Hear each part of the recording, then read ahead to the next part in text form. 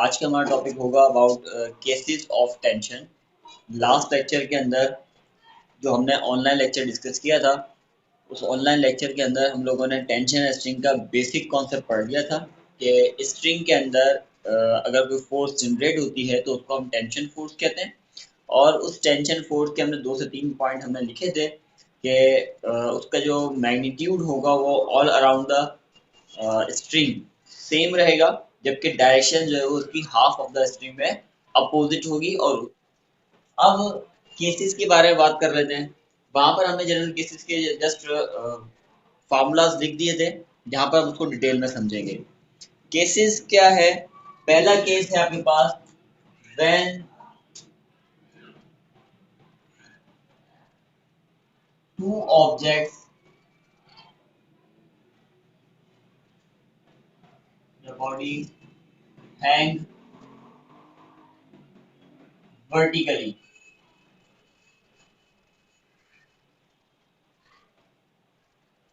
जब दो ऑब्जेक्ट्स को हम वर्टिकली हैंग करें और वर्टिकली हैंग करने के बाद उन स्ट्रिंग के अंदर कितनी टेंशन प्रोड्यूस होगी, ये हमने डिस्कस करना है।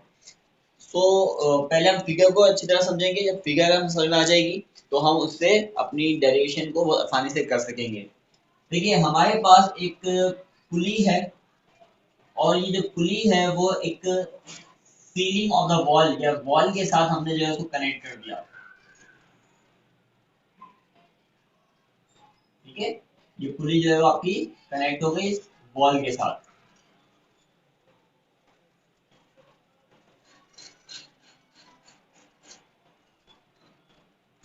कनेक्ट करने के बाद पुली के अक्रॉस जो है वो दो एक स्ट्रिंग के साथ दो मासेस अटैच है, एक लाइटर मास और एक आपका हैवियर मास। अच्छा, पहले समझ लीजिए पुली किसे कहते हैं। पुली एक ऐसा सर्कुलर डिस्क होती है या सर्कुलर व्हील्स को कह सकते हो, which has the groove in it. इसके अंदर एक ग्रूव होता है। ग्रूव का मतलब क्या होता है? एक इसमें व्हील की तरीके से एक बीच में थोड़ा सा स्पेस मौजूद होता है, जिसके अराउंड हम किसी भी वायर को, किसी भी स्ट्रिंग को लगा सकें, स्ट्रिंग को होल्ड कर सकें वहां पर। ठीक है, ये हमारी जो है वो वेल, कुएं वगैरह पानी निकालने के लिए यूज किया जाता है। जिम के अंदर मशीनरीज वगैरह होती है, मशीनरीज में यूज किया जाता है। मुख्तलिफ जगहों पर इसकी यूज की जा रही होती है। तो पुली एक सिंपल मशीन है, ठीक है, use to lift the load और use to change the direction of force. दो काम के लिए यूज की जाती है इसको, पुली को। Change the force, change the direction of force, और use to lift an object, किसी ऑब्जेक्ट को उठाने के लिए या उसकी डायरेक्शन को चेंज करने के लिए यूज की जाती है। तो हमारे पास एक पुली है, हमने उसके अंदर एक स्ट्रिंग को कनेक्ट किया और दो मासेस, एक हैवी और एक लाइटर। हैवी मास को हमने कहा this is M1, this is M2। ठीक है, दोनों केस में याद होना चाहिए कि हमेशा दो केस हम पढ़ेंगे। दोनों केस के अंदर वो ऑब्जेक्ट जो वर्टिकली हैंग होगा, वो ऑब्जेक्ट जो वर्टिकली हैंग होगा, हम उसको M1 कंसीडर करेंगे। लेकिन यहाँ पर इस कंडीशन में M1 और M2 दोनों ही वर्टिकली हैं, तो अब M1 किसको कंसीडर करें?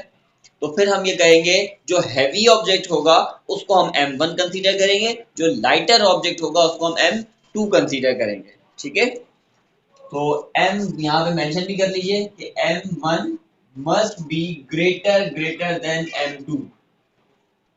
M1 किसे डिसाइड करना है? जो ग्रेटर हो M2 से। अब हम वन बाय वन दोनों ऑब्जेक्ट के ऊपर बात करते हैं कि दोनों ऑब्जेक्ट पर फोर्सेस कितनी लग रही हैं। लेट्स से इसको हम कहते हैं ऑब्जेक्ट 1 या ऑब्जेक्ट 2, यानी कि ए और बी। ए ऑब्जेक्ट पर कितनी फोर्सेस लग रही हैं? एक फोर्स इस मास को डाउनवर्ड की तरफ कौन अट्रैक्ट करेगा? इस मास को डाउनवर्ड ग्रेविटी अट्रैक्ट करेगी, जो जाएगा M1G। और mg किसके बराबर होता है? वेट ऑफ द बॉडी के।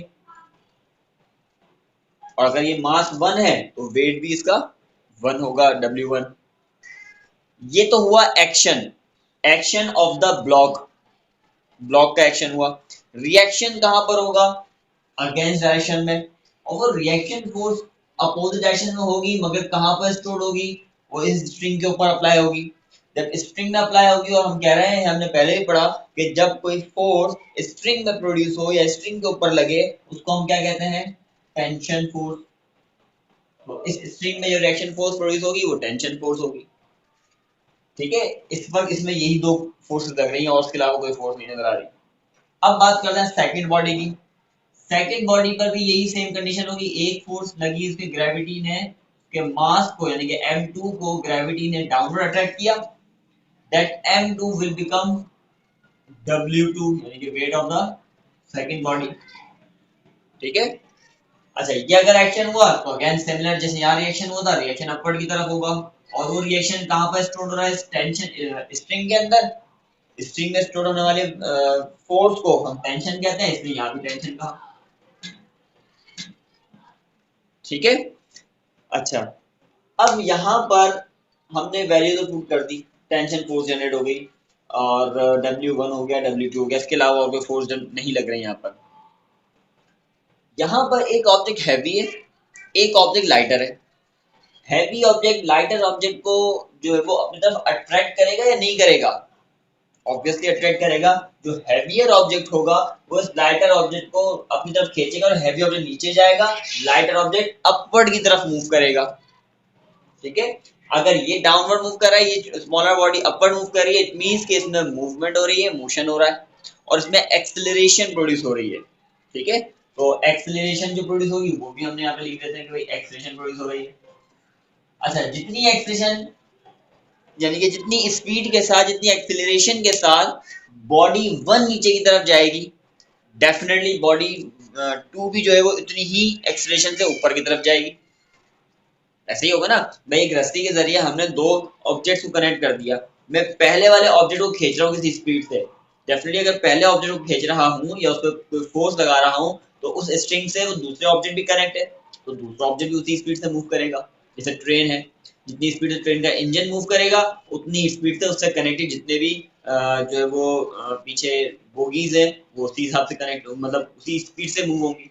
ऐसा तो नहीं इंजन तेज मूव हो रहा हो और पीछे जो कनेक्टेड है बॉक्सेस वो बड़े स्लो मूव हो रहे हो, ऐसा नहीं होगा। ठीक है, तो जितनी एक्सप्रेशन यहाँ पर होगी उतनी ही एक्सप्रेशन सेकंड बॉडी पर भी होगी, तो हमने लिख दिया ए।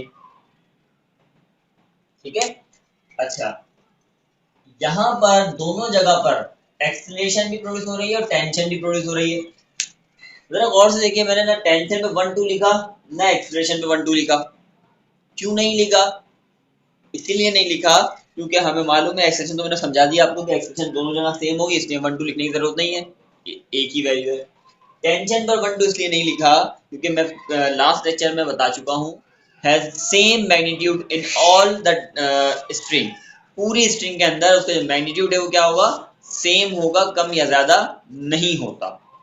ठीक है, इसलिए यहाँ पर टेंशन की अमाउंट भी सेम होगी। तो ये फिगर थी। अच्छा, अगर फिगर क्लियर समझ में आ गई आपके, तो अब जो है वो आप इसको आसानी से इसकी डेरिवेशन को भी बहुत अच्छी तरीके से समझ सकते हैं। देखिए वो कैसे। सबसे पहले हम इसका मेथड समझ लीजिएगा, मेथड में कर क्या रहे हैं। सबसे पहले हम फाइंड करते हैं total force on body A, यानी कि net force on body A. Net force on body ए।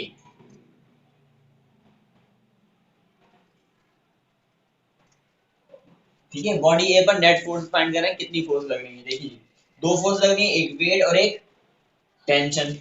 आपके ऊपर डिपेंड करता है कि आप किस वैल्यू को जो है वो कौन से डायरेक्शन सपोज कर रहे हो। देखिए एक बात याद रखिएगा कि दोनों ऑब्जेक्ट में से एक पॉजिटिव होगी, एक उसके अपोजिट है इसलिए वो नेगेटिव होगी।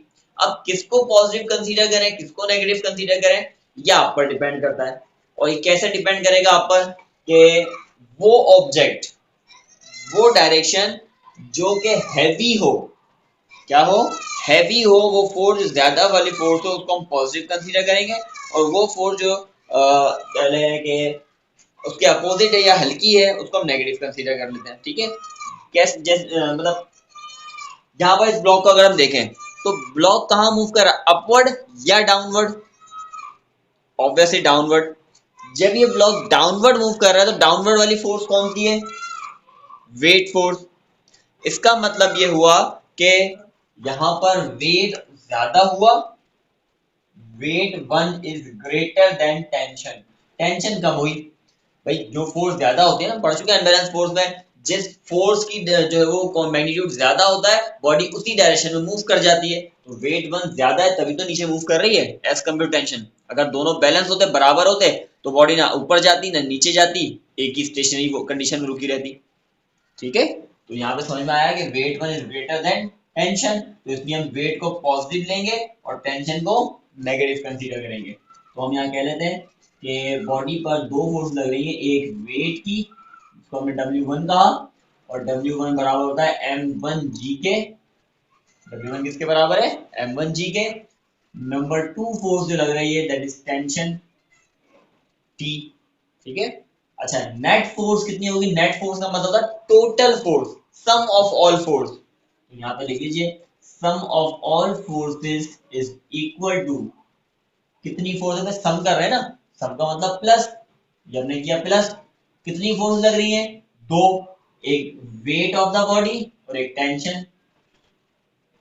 ठीक है, यही दो फोर्स लग रही है, तो हमने क्या कहा कि sum of all forces is known as the total force या net force.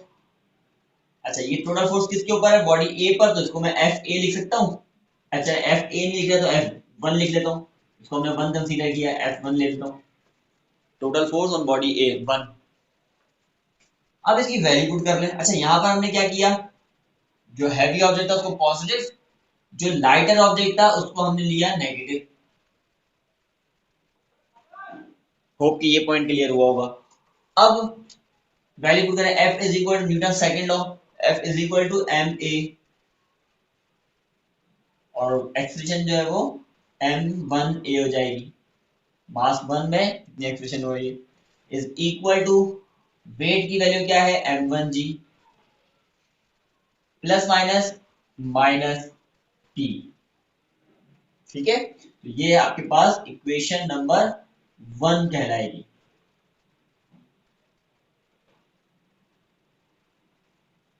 Equation number one क्या बनी? Equation number one m1a is equal to m1g minus T. This is equation number one. अब इसी तरीके से सेम ऐसे pattern पर अब बॉडी टू के ऊपर जो है वो हम नेट फोर्स फाइंड करते हैं कि नेट फोर्स हमारी कितनी लग रही है बॉडी टू के ऊपर। तो बॉडी टू पर नेट फोर्स निकालिए। पहले देखिए कितनी टोटल फोर्स लग रही है, हम यहाँ लिख लेते हैं net force on body B. B body पर कितनी फोर्सेस लग रही हैं? ठीक है जी। सो नंबर वन फोर्स कितनी लग रही है आपको? कौन सी लग रही है? वेट ऑफ द बॉडी, और वो कितना है? W2। W2 किसके बराबर है? M2G के बराबर। उसी की तरह नंबर टू फोर्स जो है वो क्या है उसके अपोजिट डायरेक्शन में? Tension force. टेंशन फोर्स लग रही है। अब इस कंडीशन में क्या हो रहा है? इस कंडीशन में कौन सी फोर्स ज्यादा है? भाई हमें यहाँ तो नजर आ गया था कि बॉडी नीचे जा रही थी इसलिए वेट ज्यादा था, टेंशन फोर्स कम थी। अब ये लाइटर ऑब्जेक्ट, ये लाइटर ऑब्जेक्ट कहाँ जाएगा? अपवर्ड की तरफ। तो अगर ये अपवर्ड जा रहा है तो अपवर्ड कौन सी फोर्स है? Tension force.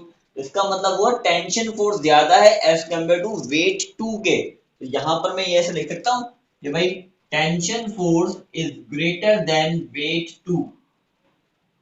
सो नेट फोर्स क्या हो जाएगी? नेट फोर्स अगर हम निकालना चाहें तो नेट फोर्स हो जाएगी आपकी एफ टू, यानी सेकेंड बॉडी पर नेट फोर्स निकाल रहे हैं, is equal to T plus minus W2।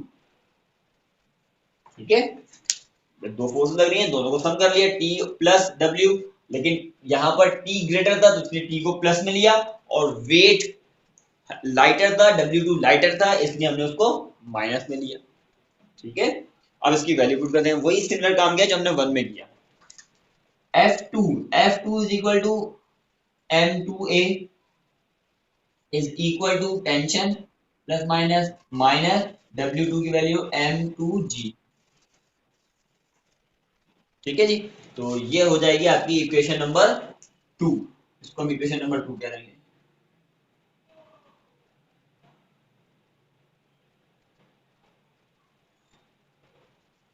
अच्छा जी, यहां तक तो हमने इक्वेशंस निकाल ली, हमने नेट फोर्स फाइंड कर ली, बॉडी ए पर और बॉडी बी पर। अब यहां से असल काम स्टार्ट हुआ, अभी हमारा काम स्टार्ट हुआ नहीं है।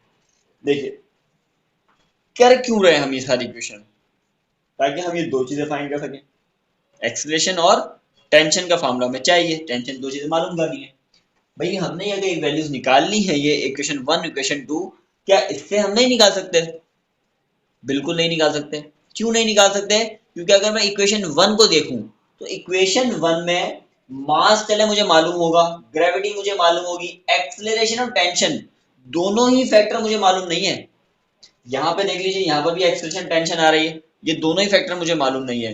तो कोई ऐसी इक्वेशन अगर आ जाए आपके पास, मैथमेटिक्स का रूल है कि जिसमें दो वेरिएबल अननोन हो, ठीक है, कोई ऐसी इक्वेशन जिसमें दो वेरिएबल अननोन हो, तो फिर उन इक्वेशन को हम क्या कर लेते हैं, उन इक्वेशन को हम सॉर्ट आउट नहीं कर सकते, उसमें एलिमिनेशन के मेथड यूज कर कर एक किसी भी एक फैक्टर को कैंसिल आउट कर दें, ताकि हमें एक फैक्टर की वैल्यू मिल सके। जैसे लास्ट में हमने मोमेंटम के केसेस में पढ़ा था, collision in one dimension case में पढ़ा था, हमें वहां पर u1 मालूम नहीं था, तो u2 को हमने वैल्यू निकाल कर u1 में पुट किया था, तो हमें वैल्यू u1 की मालूम हो गई थी। ऐसे हमने एक पैरामीटर को निकाल कर इक्वेशन में पुट किया था, तो हमें दूसरा वेरिएबल मालूम हो गया था।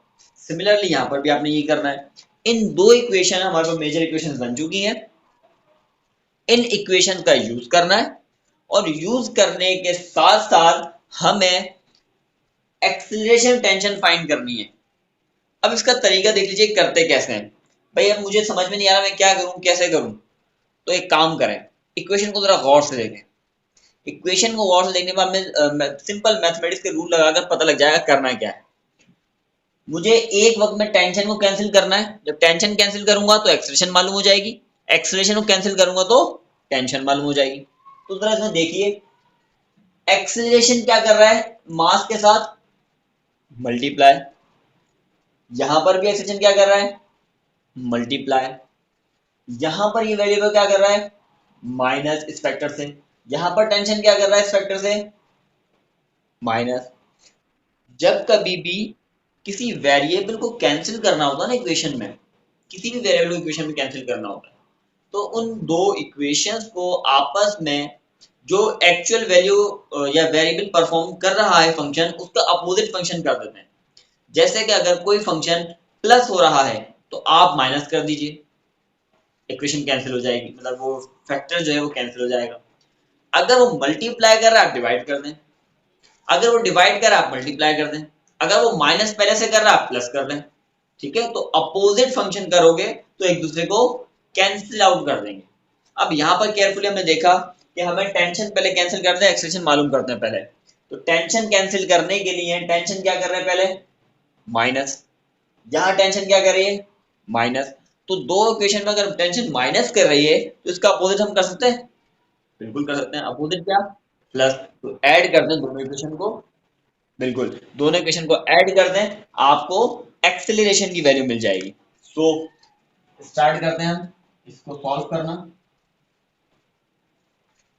ऐड इक्वेशन 1 एंड 2, ठीक है, इक्वेशन 1 और 2 को ऐड करना स्टार्ट करते हैं, ऐड करते हैं। पहली वैल्यू दी गई है m1a is equal to m1a plus, पहले दोनों इक्वेशंस का हम लेफ्ट साइड को ऐड करेंगे। लेफ्ट साइड में m1a था, यहाँ पर m2a प्लस m2a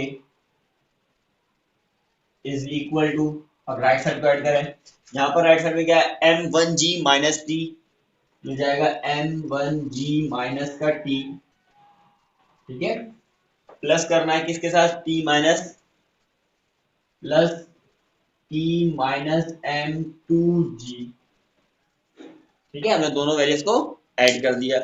ऐड करने से क्या होगा, प्लस में टेंशन माइनस में टेंशन कैंसिल हो जाएगी, रिमेनिंग वैल्यू जो बचेगी उसको आप कॉमन ले सकते हो। और यहाँ पर एक्सप्रेशन सेम है, मैं कॉमन ले सकता हूँ, मैंने एक्सप्रेशन को कॉमन ले लिया। ब्रैकेट में क्या बचा मेरे पास, m1 प्लस m2, दोनों ब्रैकेट में कॉमन बचा, एक्सप्रेशन मैंने कॉमन ले ली।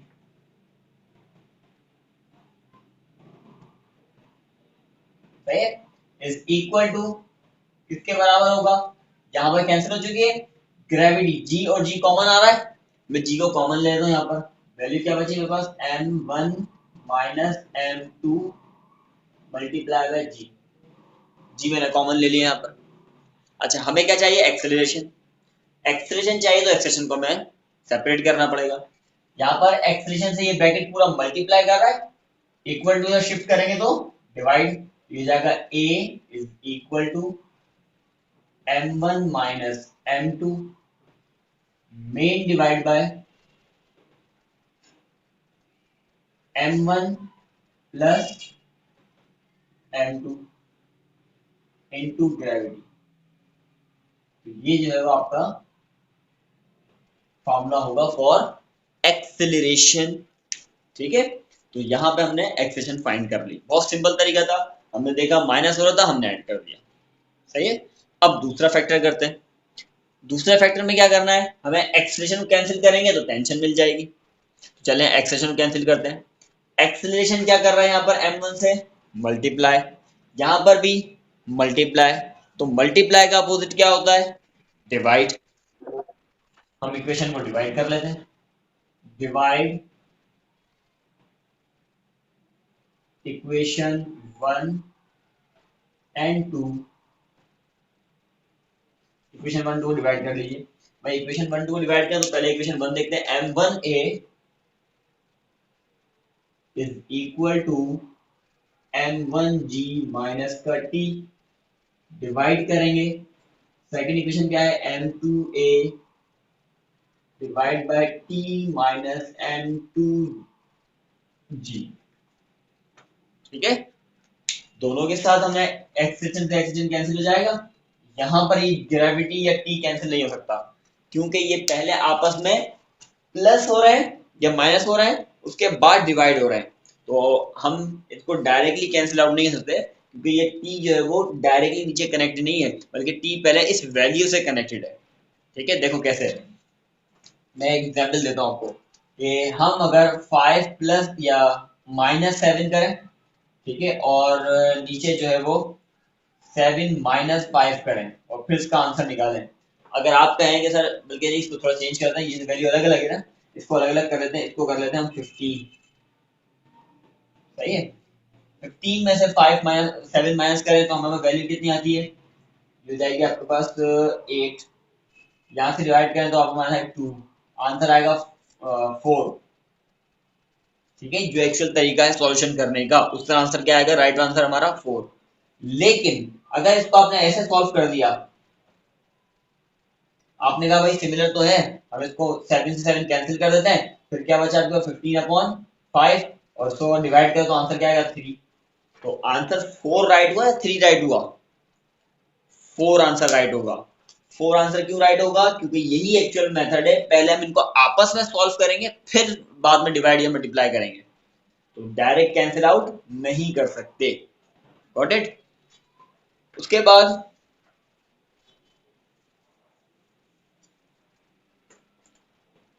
नेक्स्ट वैल्यू, अब जो वैल्यू बची है इसको आप क्रॉस मल्टीप्लाई करवा दें। सही है, m1 यहाँ पहले से मौजूद था, m1 ये रहा आपके पास, m1 पहले से मौजूद आपके पास। ये ब्रैकेट डिवाइड में ऊपर जाकर मल्टीप्लाई हो जाएगा, ये जाएगा t माइनस m2g।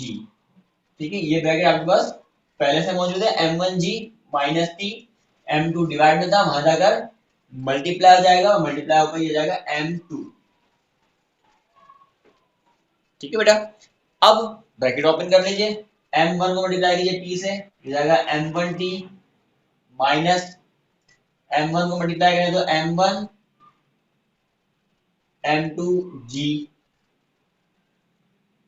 ठीक है बेटा, इज इक्वल टू, अब इस ब्रैकेट को मल्टीप्लाई कर लीजिए, जाएगा m1 m2g माइनस का m2। ठीक है, तो ये आपका लास्ट में क्या होगा, माइनस का m2t मल्टीप्लाई किया हमने सिंपल। अब टेंशन फाइंड करें तो टेंशन के फैक्टर्स को हम एक जगह कर लें और ग्रेविटी के फैक्टर को हम एक जगह कर लेते हैं। ये फैक्टर जो है टेंशन का माइनस में, इक्वल टू शिफ्ट करेंगे तो प्लस हो जाएगा, और ये फैक्टर प्लस में है, वहां जाएगा तो सॉरी यहाँ माइनस में ही फैक्टर वहां जाकर प्लस हो जाएगा। सिर्फ अरेंज कर रहे हैं, हम और कुछ नहीं कर रहे। m1t पहले से मौजूद है, ये माइनस में था, यहाँ पर आकर प्लस हो जाएगा, ये जाएगा m2t। उसके बाद इज इक्वल टू यहाँ पर m1 m2g पहले से मौजूद था, ये वाला फैक्टर, ये वाला फैक्टर माइनस से वहां जाकर प्लस हो जाएगा, m1